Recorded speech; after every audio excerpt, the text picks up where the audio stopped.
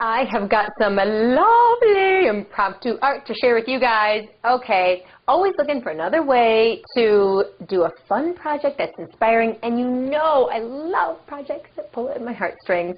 Those are my favorite projects. So, I'm always hunting for frames, and I generally find them and they look like they're in this state right here. Just look at the frame part. You know, it's really falling apart. I don't care. I love them that way. I love them. They're more beautiful, a lot more character. They're just cooler. So then what I do with these things, because you can find them so on the cheap, is I'll put a little fabric behind them. I don't even put a board in the back, to be honest with you. I know that if you're doing this properly, you might do that. But you know me, I'm slamming it up.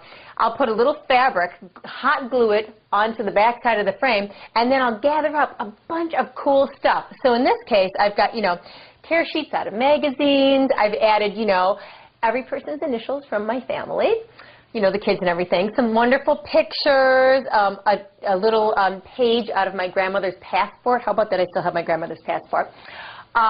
You know, a little ribbon, you know, just fun little tidbits, whatever you've got. I've got an old necklace that I'm going to add in. You know, just little wonderful things that you find around your home that you think are going to add just that tiny little bit of nostalgia. A drawing that one of the boys did of our family years and years ago. I've got to find a way to sneak this thing in. And, you know, you just kind of monkey around with it until it kind of makes a statement that you want to make.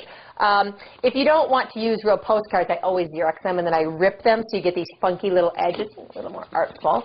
And, you know, find places to tuck these things. I actually even, oh, I have to show you, I have an old letter from my grandmother and I put it inside of just these, one of these, you know, funky office sleeves. Who cares? It's going to be really charming anyways. And then this is a darling little piece of lace that was my grandmother's that I'm adding into this too. So you guys get where I'm going here. I know you do this kind of thing and make it your own, but it's a wonderful kind of weekend project or anytime you have a little extra stuff and maybe an empty frame.